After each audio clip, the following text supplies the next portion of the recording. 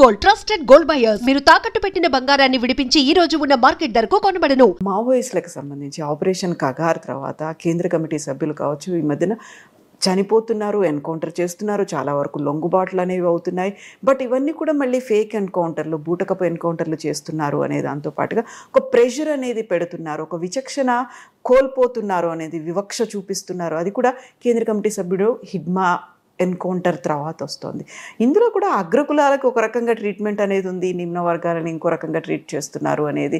ఇవన్నిటిలో మనం ప్రధాన్ని కులం కోణం నుంచి రాజకీయ కోణం చూడడం సరైన పని కాదు. మావోయిస్టులు కానీ మరికొందరు కానీ ఏమిటంటే మౌలికమైన సమస్య ఎక్కడ వచ్చిందంటే మనకు ఒక రాజ్యాంగం ఉన్నది, ఓ ఎన్నికల వ్యవస్థ ఉన్నది, మనందరికీ స్వేచ్ఛలు ఉన్నాయి, ప్రాథమిక హక్కులు ఉన్నాయి.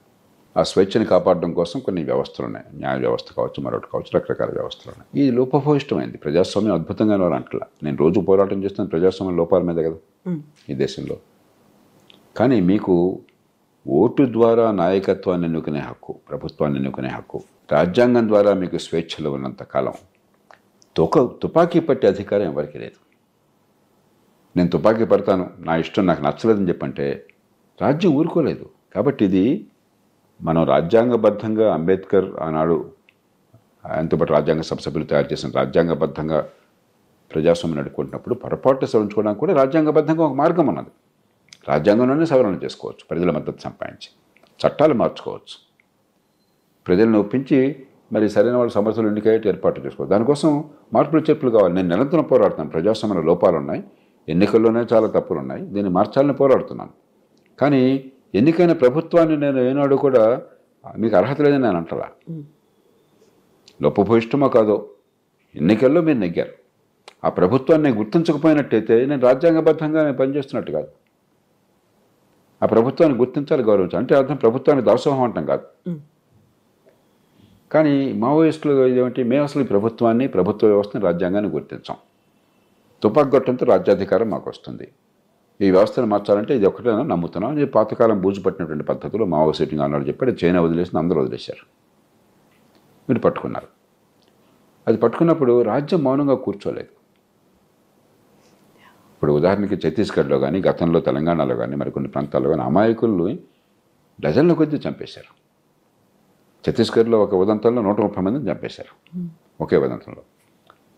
అంచేత మీరు అంత పూర్తిగా రాజ్యాంగాన్ని, చట్టాన్ని, ప్రజాస్వామ్య సంప్రదాయాన్ని, వ్యవస్థని ఉల్లంఘించేసి ఈవేళ మాకు చాలా కష్టం కలిగింది కాబట్టి మళ్ళీ రాజ్యాంగం కావాలి, చట్టం కావాలి అని చెప్పంటే ఆ వాదనకు బలం ఉండదు. రెండోది, అదే సమయంలో ప్రభుత్వం ఖచ్చితంగా రాజ్య వ్యవస్థని మేము ఆయుధాలతో, హింసతో కూరదోస్తామని చెప్పండి అణిచివేయాలి.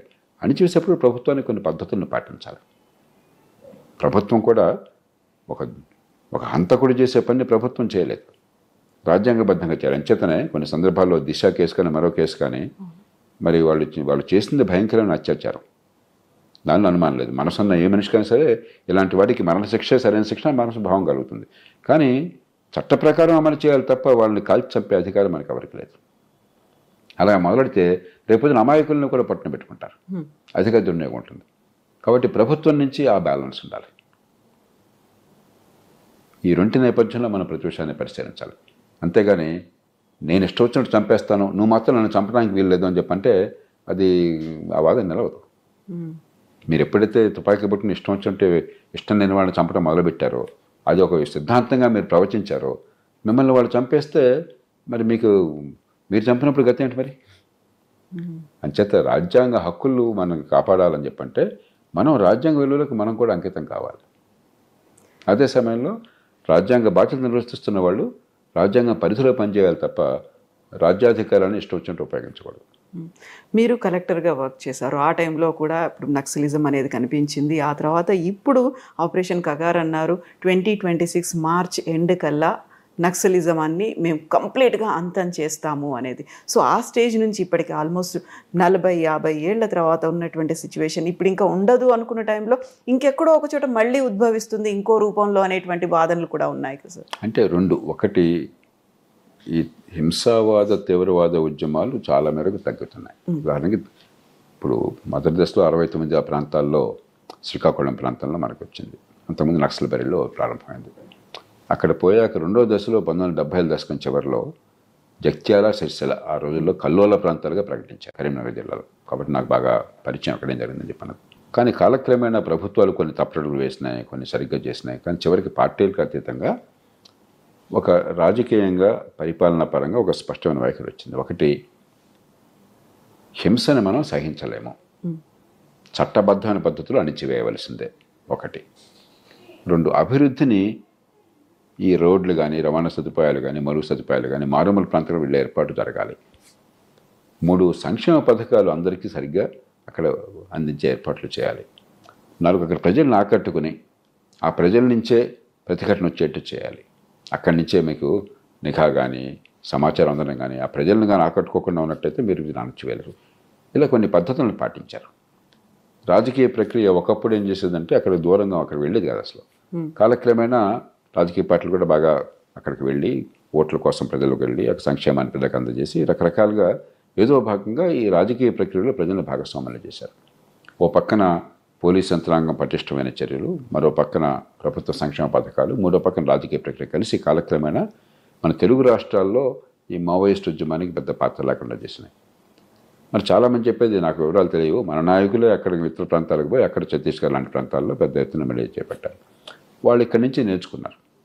ఛత్తీస్గఢ్లో కానీ ఇతర రాష్ట్రాల్లో కానీ అక్కడ ఉన్నటువంటి అధికారులు, అక్కడ ఉన్నటువంటి ప్రభుత్వాలు తెలుగు రాష్ట్రాల్లో మనం ఏం చేసాం అన్నది ఒక నమూనాగా తీసుకుని నేర్చుకుని వాళ్ళ పద్ధతులను అవలంబిస్తున్నారు ఇక్కడ.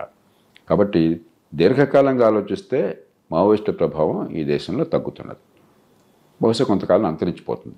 అదే సమయంలో ఒకప్పుడు వీళ్ళందరికీ ఆలంబనగా ఉన్న చైనా అసలు ఆ సిద్ధాంతాన్నే పక్కన పెట్టారు.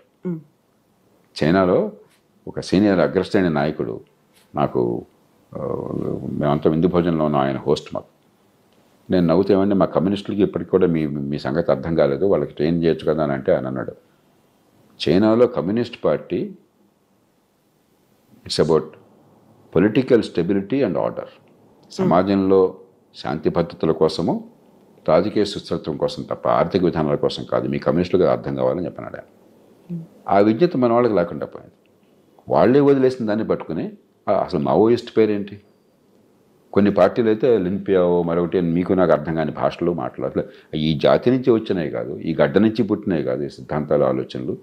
ఏదో ఒక విచిత్రమైనటువంటి ధోరణిలో ప్రచారం చేసుకున్నారు. ఆ దేశాలే వదిలేసినాయి. ఉత్తర కొరియా అనే దేశం మినహాయిస్తే అది చివరికి ఒక వ్యక్తి పాలన ఉన్న రాజ్యంగా మారింది కమ్యూనిస్టు పేరుతో. అలాంటిది మనం ఇక్కడ మాట్లాడడం అర్థం లేదు.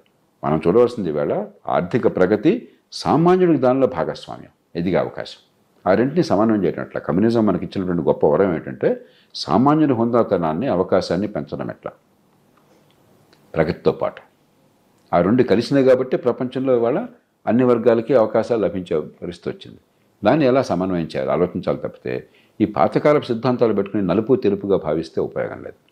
దాని నుంచి బయటపడాలి. అంచేత కాలక్రమేణా అంతరించిపోతుంది. మీరు యువతలో మీకు ఎవరు కూడా కమ్యూనిస్ట్ పార్టీ కానీ లేకపోతే ఈ తుపాకీ పట్టి మార్పు కానీ దానికి వెళ్ళేవాళ్ళు ఎవరు కనిపించట్లేదు. కానీ ఈ పార్టీలు క్రమక్రమం అంతర్ధానమైనా కూడా ఇప్పటికీ ఈ సమాజంలో చట్టబద్ధ పాలన లేదు, ఎదిగే అవకాశాలు అందరికీ లేవు. పుట్టుక చాలామంది భవిష్యత్తును శాసిస్తున్నది వాళ్ళే పాపం ఎరగకుండా, మంచి విద్య లేక, మంచి ఆరోగ్యం అందక. ఇప్పటికీ అసంఘటిత రంగం రెక్కాడితేగా డొక్కాడక, జీవితంలో ఉద్యోగ భద్రత లేక అలమటిస్తున్నారు. కాబట్టి ఆర్థిక వ్యవస్థలో మౌలికమైన మార్పులు కావాలి. మీరు గమనించుంటారు, నేను చాలా కాలం నుంచి చాలా గట్టిగా చెప్తున్నాను, ఇంక్లూజివ్ ఎకనామిక్ గ్రోత్. సామాన్యులందరినీ కూడా భాగస్వాములను చేసే ఆర్థిక ప్రగతి లేకుండా మీరు ప్రగతి కేవలం కొందరికే పరిమితం వచ్చి పెడితే సమాజంలో శాంతి ఉండదు, మరి ఆర్థిక ప్రగతి కూడా కొనసాగడం సాధ్యం కాదు. కాబట్టి ఆ మార్పులు కావాలి. అంచేత ఒకటి సరే, చట్టాన్ని ఉపయోగించి చట్టబద్ధమైన పద్ధతుల్లో ఉగ్రవాద సంస్థలను అణిచివేయాలి, దానిలో అనుమానం లేదు, తీవ్రవాద సంస్థల్ని. కానీ అదొక్కటే పరిష్కారం అనుకోపోకండి. సమాజంలో మౌలికమైన సమస్యలు ఉన్నప్పుడు రాజకీయ సమస్యలకు పరిష్కారాన్ని చిత్తశుద్ధితో అన్వేషించి అమలు చేయాలి, ప్రజల్ని భాగస్వామ్యం చేయాలి, అధికార వికేంద్రీకరణ చేయాలి. మనకు అధికార కేంద్రీకరణ ఉన్న సమాజం, పూర్తిగా రాష్ట్రాల చుట్టూ అధికారం కేంద్రీకృతమై అసలు మూడో వంచే ప్రభుత్వానికి పాత్ర లేకుండా చేశాం. ఆర్థిక ప్రగతి కేవలం కొందరికే పరిమితం చేసి చదువును ఉత్తుత్త చదువులు అందించి చదువులేదు పాడులేదు 180 మంది తెలివితేటలను వికసించే అవకాశం లేకుండా చేసి బేదలు ఉండే వ్యవస్థను కొనసాగిస్తున్నాం. చట్టబద్ధ పాలన లేకుండా బడితున్నాడిదే బడిగా తయారు చేశాం. ఇవన్నీ మార్చకుండా కేవలం తుపాకీతోనే మనం సమాజంలో శాంతిని పునరుద్ధరిస్తామని చెప్పంటే పొరపాటు అవుతుంది. తుపాకీ అవసరం, రాజ్యానికి తుపాకీ అనేది అవసరమైతే తుపాకీ వాడడం కోసం, కానీ తుపాకీ ఒక్కటే పరిష్కారం కాదు. రాజకీయంలో మౌలికమైన మార్పులు తేవాలి, పాలనలో మౌలికమైన మార్పులు తేవాలి. అప్పుడు దీర్ఘకాలికంగా సమాజంలో శాంతి ఉంటుంది. Yes, sir. Thank you so much, sir. Thank you. And for more videos, Please subscribe to iDream. Please subscribe to iDream. Please subscribe iDream. And please subscribe to iDream. For more videos, subscribe to iDream. please like, share and subscribe to the channel. Congratulations, iDream. Subscribe to iDream. Subscribe to iDream. So subscribe to iDream Media. iDream team andarki huge congratulations. Please subscribe iDream Media. Please subscribe to iDream. Subscribe iDream. Please subscribe to iDream. iDream అంటే నా కళల ఛానల్ను subscribe చేసుకున్న నోరు తిరుగుతలేదు, మీరైతే గంట గుర్తు కొట్టండి. For more such videos, please subscribe to iDream. Subscribe to iDream. Please subscribe to iDream. Please subscribe iDream Media. Please do subscribe to iDream. Please subscribe to iDream Media. For best entertainment and information, please subscribe iDream. And don't forget to subscribe to iDream.